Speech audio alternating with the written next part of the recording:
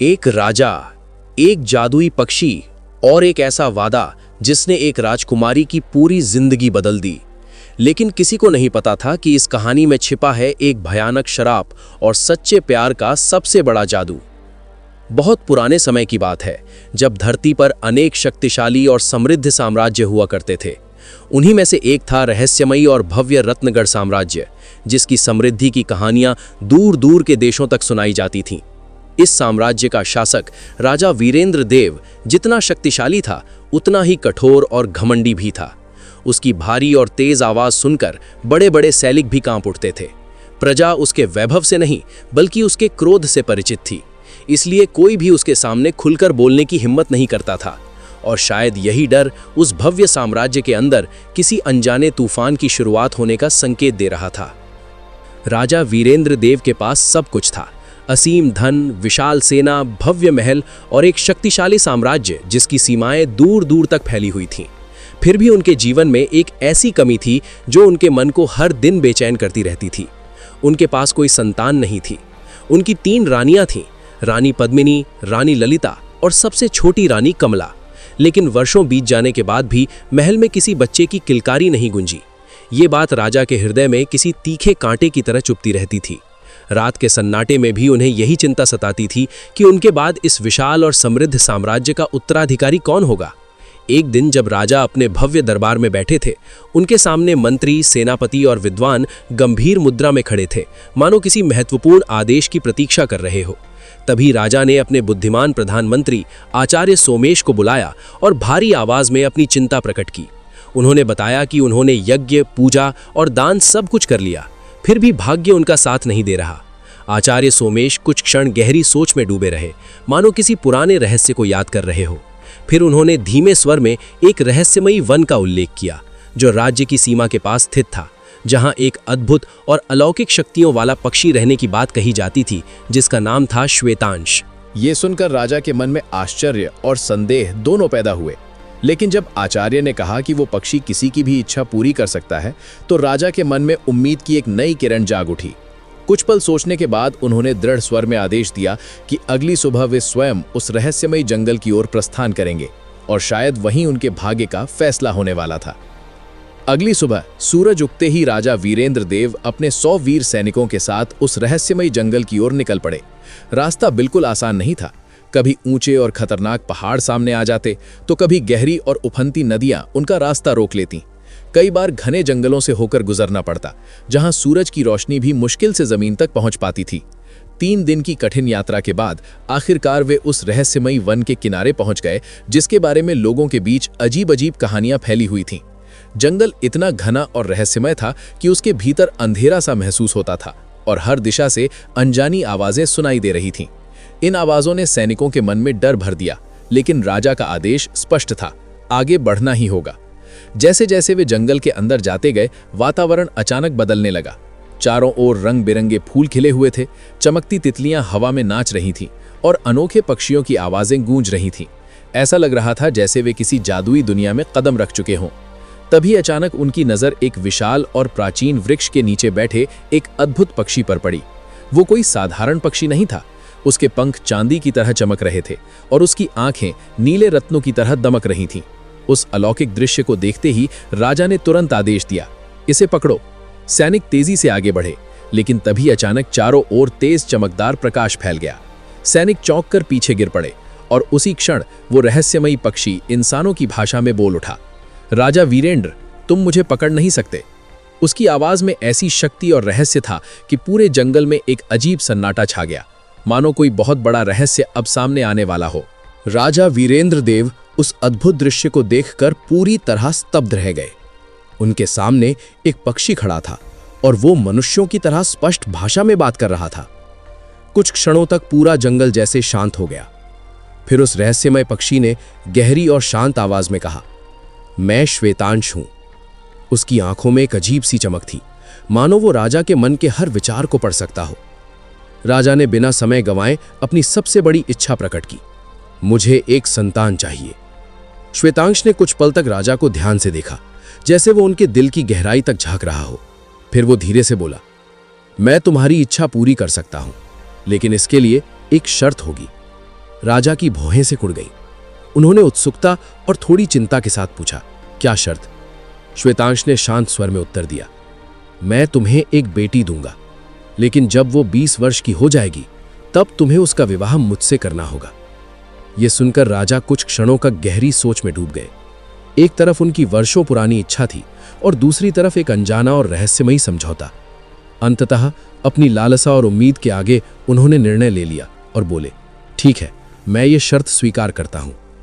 तब श्वेतांश ने अपने चमकते पंखों को हल्का सा फैलाया और उसके बीच से एक चमकता हुआ नीला जादुई पत्थर प्रकट हुआ। उसने वो पत्थर राजा को देते हुए कहा, इसे अपनी रानी को दे देना और फिर देखना तुम्हारी किस्मत कैसे बदलती है।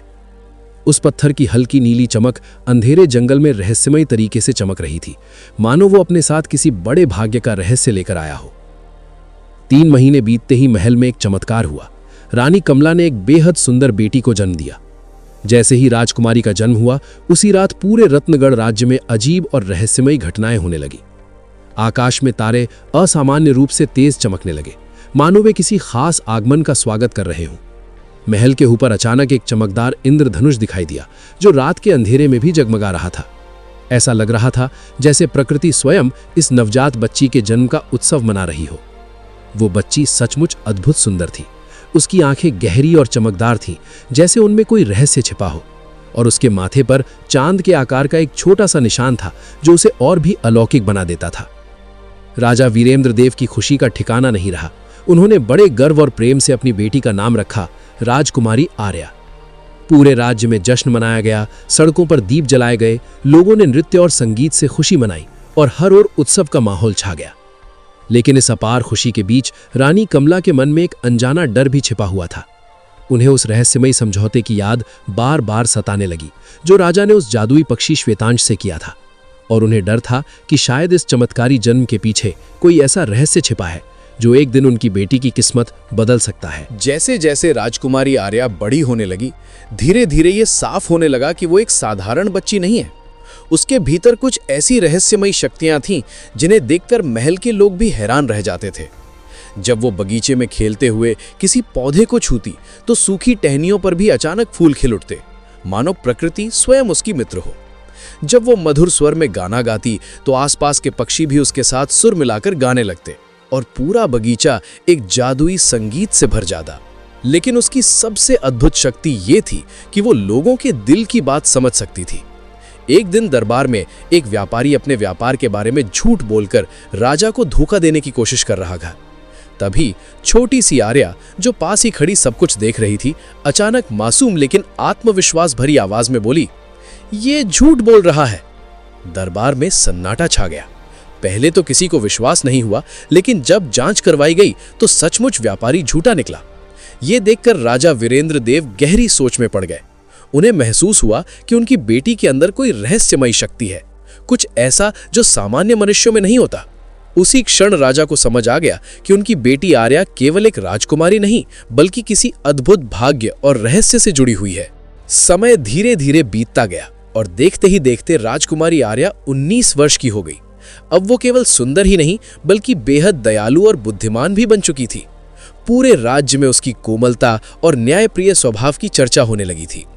एक शांत शाम वो महल के विशाल बगीचे में अकेली टहल रही थी। हवा में फूलों की हल्की खुशबू थी और आसमान धीरे धीरे सांझ के रंगों से भर रहा था। तभी अचानक आकाश से एक चमकती हुई रोशनी नीचे उतरने लगी।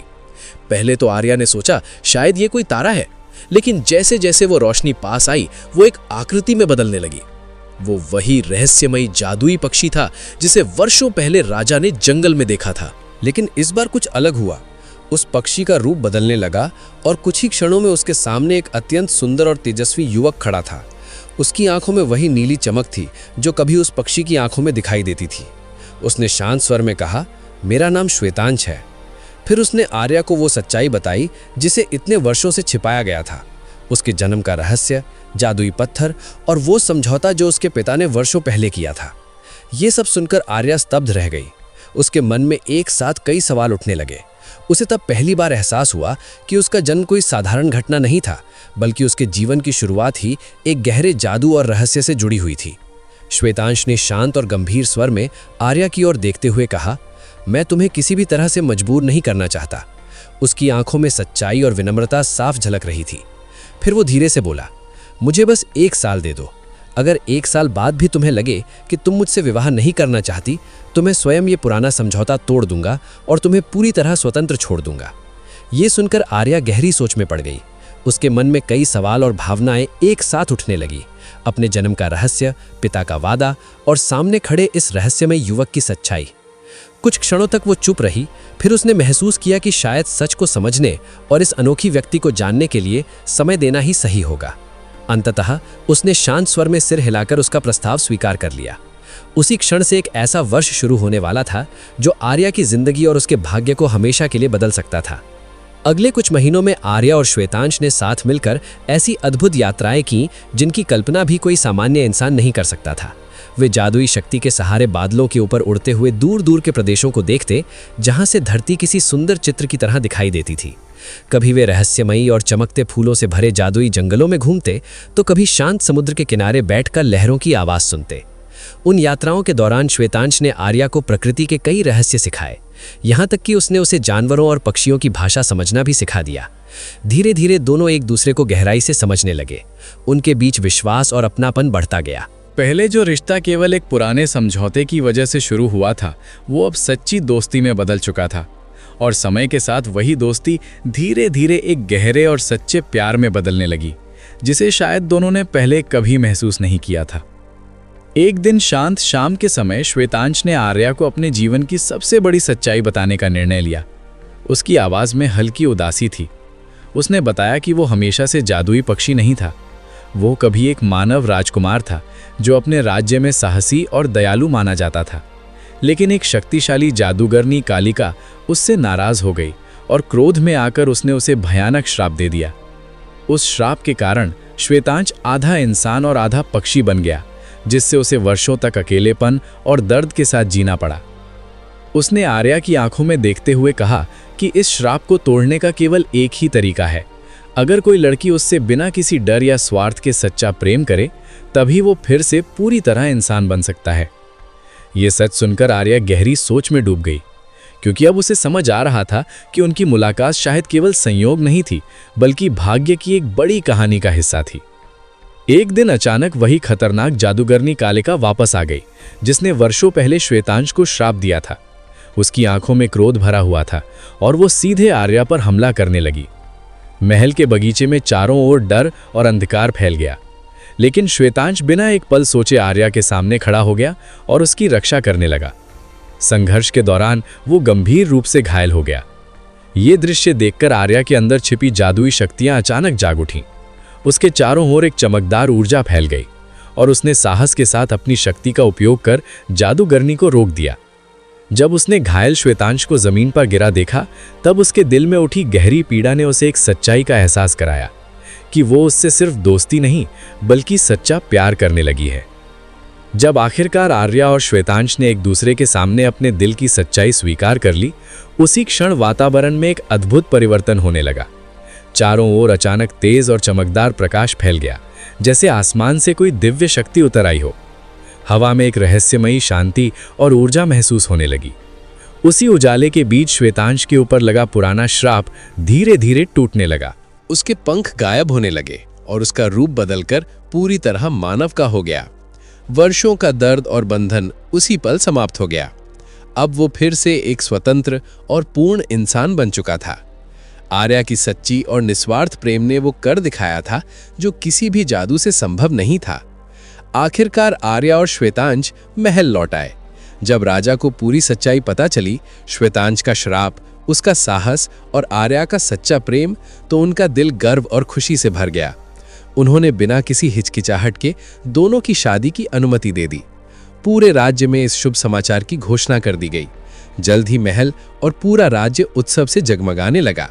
हजारों दीप जलाए गए, गलियों को फूलों और रंगीन सजावट से सजा दिया गया। ढोल नगाड़ों और मधुर संगीत की गूंज हर तरफ सुनाई दे रही थी। राजसी रीति रिवाजों के साथ भव्य विवाह समारोह हुआ, जहां आर्या और श्वेतांश ने अग्नि के सामने 7 फेरे लिए और जीवन भर साथ निभाने का वचन दिया। उस दिन पूरा राज्य खुशियों और आशीर्वादों से भर गया। शादी के बाद आर्या और श्वेतांश ने मिलकर एक नया राज्य बसाने का निर्णय लिया। उन्होंने उस राज्य का नाम रखा आर्यापुर।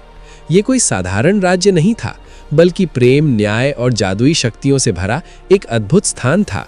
वहां किसी को दुख सहना नहीं पड़ता था, कोई भूखा नहीं सोता था और हर व्यक्ति शांति और खुशहाली के साथ जीवन जीता था। आर्या की करुणा और श्वेतांश की बुद्धिमत्ता से राज्य दिन प्रतिदिन समृद्ध होता गया। समय बीतता गया और कुछ वर्षों बाद उनके जीवन में एक नई खुशी आई। उन्हें एक पुत्र का जन्म हुआ। पूरे राज्य में फिर से उत्सव मनाया गया और उस राजकुमार का नाम रखा गया आरव, जिसे लोग भविष्य का उज्जवल और दयालु राजा मानने लगे। ये कहानी हमें गहरी सीख देती है कि सच्चा प्रेम किसी भी श्राप, कठिनाई या अंधकार से ज्यादा शक्तिशाली होता है। जब दिल में सच्चाई और निस्वार्थ भावना होती है तो सबसे कठिन परिस्थितियां भी बदल सकती हैं। ये भी सिखाती है कि दुनिया को अहंकार, शक्ति या डर से नहीं जीता जा सकता, बल्कि दया, करुणा और प्रेम से ही सच्ची जीत मिलती है। आर्या और श्वेतांश की कहानी ये याद दिलाती है कि कई बार सबसे बड़ा जादू किसी जादुई मंत्र में नहीं, बल्कि इंसान के दिल की सच्चाई, विश्वास और प्रेम में छिपा होता है। अगर आपको ये कहानी पसंद आई हो तो वीडियो को लाइक, शेयर और हमारे चैनल को सब्सक्राइब करना बिल्कुल ना भूलें। और कमेंट में ज़रूर बताइए कि आप ये वीडियो किस शहर और किस देश से देख रहे हैं। आपका एक एक कमेंट हमें और भी ऐसी मज़ेदार और प्रेरणादायक कहानियां बनाने के लिए प्रेरित करता है। धन्यवाद।